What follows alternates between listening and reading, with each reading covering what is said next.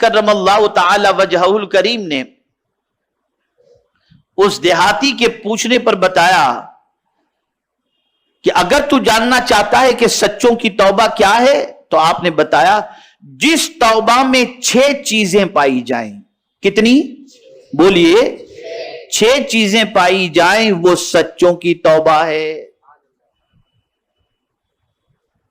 غور کیجئے گا، کہنے والا کوئی عام آدمی نہیں کہہ رہا ہے، سید الاولیاء فرما رہے ہیں. مولا علی کرم اللہ تعالی وجہہ الکریم ارشاد فرماتے ہیں.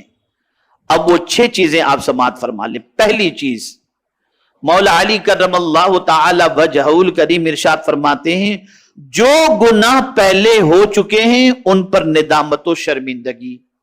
جو پہلے گناہ کر لیے اس پر افسوس ہے، بندہ شرمندہ ہے، نادم ہے، اور اسے یاد کر کر کے روتا. یاد رکھیں وہ لوگ جو بڑھاپے کی دہلیز پر پہنچنے کے بعد کالج کی زندگی کے گناہ یاد کر کے کہتے ہیں یار وہ زندگی کتنی اچھی تھی، یہ کیا ہم نے کر لیا، شادی کر لی، بیوی بچے سب جمیلے میں اتنے پھنس گئے کہ وہ والی زندگی چھٹ گئی. یعنی گناہ کر کے آدمی افسوس اس اعتبار سے کرتا ہے کہ اب عمر اس کی گناہوں کی نہیں. لیکن اگر کوئی شخص گناہوں کو یاد کر کے روتا ہے کہ کیا ہو گیا، میں نے جوانی کتنی غلط کام میں گزار دی، کس طریقے سے میں نے برائی کی، اور روتا رہتا ہے، تو حضور صلی اللہ علیہ وسلم کی بارگاہ میں ام المؤمنین حضرت عائشہ صدیقہ رضی اللہ تعالی عنہ نے عرض کیا یا رسول اللہ صلی اللہ تعالی علیہ وسلم کیا کوئی بندہ ایسا بھی ہے جس سے قبر میں سوال نہ ہوگا؟ ارشاد فرمایا ہاں عائشہ، اگر کوئی اپنے گناہ کو یاد کر کے روئے اللہ اسے قبر میں سوال جواب نہیں فرمائے گا. تو گناہ کو یاد کر کے رو، گناہ کو یاد کر کے رو. تو سچی توبہ کی پہلی شرط یہ ہے کہ گلٹی فیل ہو، شرمندگی ہو، ندامت ہو، افسوس ہو کہ میں نے کیا کر لیا یار، کیا ہو گیا مجھ سے. یہ پہلی شرط.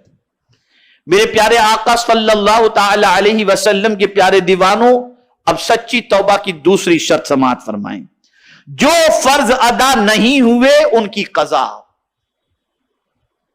کتنے توبہ کرنے والے فرض کی قضا کرتے ہیں ذرا بتائیں؟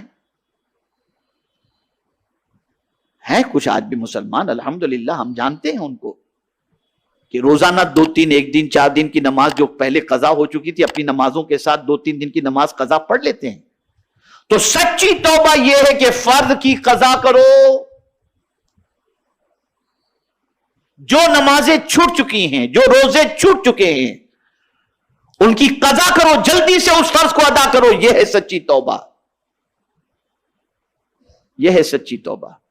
ہم تو نوافل کے فضائل سنتے ہیں اور پھر سوچتے ہیں کہ آج بڑی رات میں اتنی نفل پڑھ لیں گے تو ہماری چھٹی ہو جائے گی.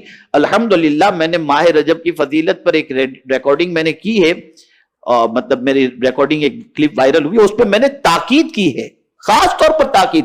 میں نے نوافل کے فضائل بیان فرمائے ہیں، لیکن ساتھ میں میں نے یہ بھی کہا ہے جس پر نماز فرض قضا باقی ہے وہ پہلے ان فرائض کو ادا کرے، بڑی راتوں میں ان فرائض کو ادا کر لے تو اللہ تعالیٰ اس فرض کی ادائیگی کی بنیاد پر نفل سے زیادہ اسے ثواب عطا فرما دے. تو پہلے فرائض کو ادا کرو. تو مولا علی کرم اللہ تعالی وجہہ الکریم فرماتے ہیں جو فرض ادا نہیں ہوئے ان کی قضا. اب تیسرے میں تو گاڑی اٹک جائے گی اور تلاش کرنے پر بہت کم شاید کوئی نصیب ہو ایسا نظر آ جائے. مولا علی کرم اللہ تعالی وجہہ الکریم فرماتے کسی کا حق غصب کیا ہے تو اسے لوٹاؤ. یہ سچی توبہ ہے. آپ نے اگر کسی کا حق مار لیا ہے تو اس کا حق ادا کرو، اسے لوٹاؤ. کسی کا مال لے لیا لوٹاؤ، کسی کی زمین لے لی لوٹاؤ. اس کے بغیر سچی توبہ نہیں کہی جائے گی.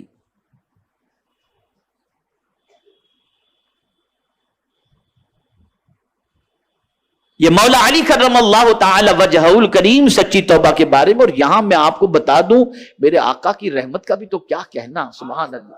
اگر کسی بندے پر قرض ہے اور وہ ادا کرنے کی کوشش کر رہا ہے، اپنے خرچ کم کیا، یہ نہیں کہ قرض ہمارے اوپر ہے اور ہم جا رہے ہیں حج کے لیے بھی ہم جا رہے ہیں عمرہ کے لیے بھی، ہم چندہ بھی لکھا رہے ہیں، کوئی یہ ساری چیزیں اللہ کی بارگاہ میں ان چیزوں کی ضرورت نہیں. پہلے قرض کو ادا کرو، تم پہلے تمہارے ذمے جو قرض ہے اس کو پہلے ادا کرو.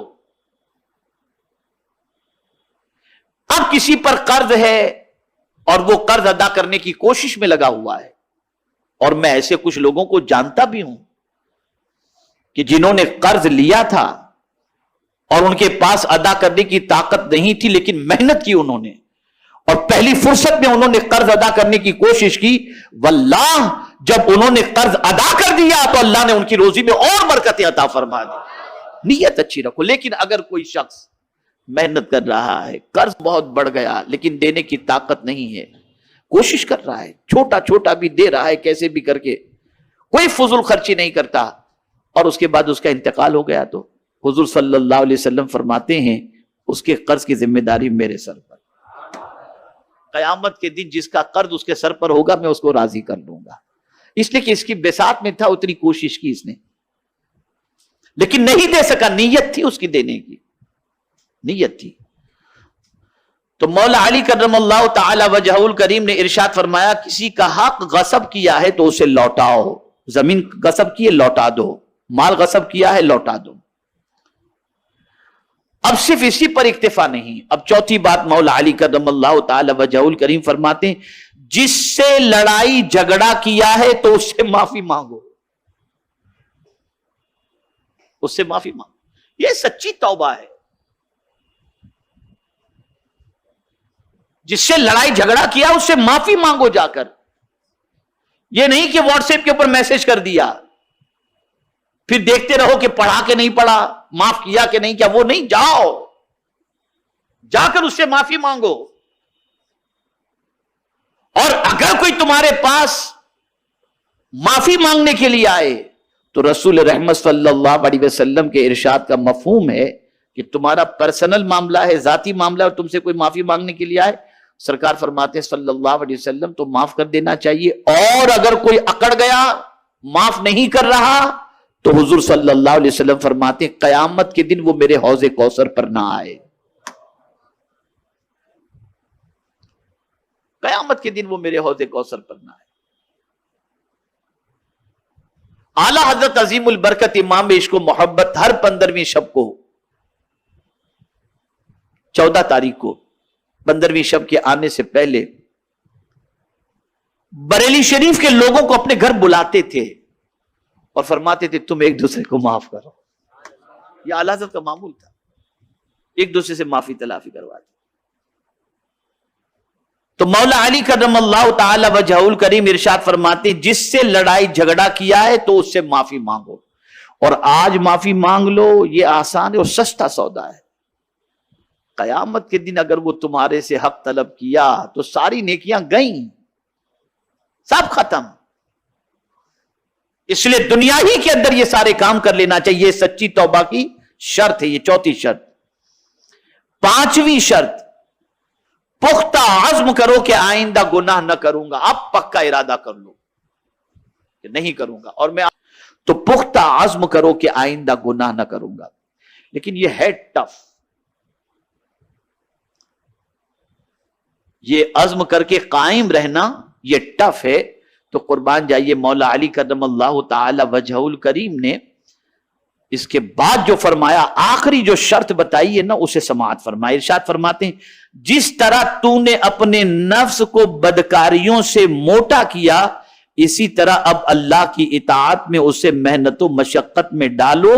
یعنی زیادہ سے زیادہ عبادت الہی کرو، خوب محنت کرو، کم سو، زیادہ سے زیادہ وقت اللہ کی عبادت میں گزارو، روزے رکھو، اللہ توفیق دے تو حج فرض کے بعد بار بار حج و عمرہ کرو. اس لیے کہ جب تمہاری ان نیکیوں کی عادت ہو جائے گی تو ان الحسنات یذہبن السیئات، کہ بے شک نیکیاں گناہوں کو مٹا دیتی ہیں، اور اس نیکی کی عادت کی بنیاد پر اللہ تعالیٰ گناہوں سے تمہیں بچنے کی توفیق بھی عطا فرما دے گا.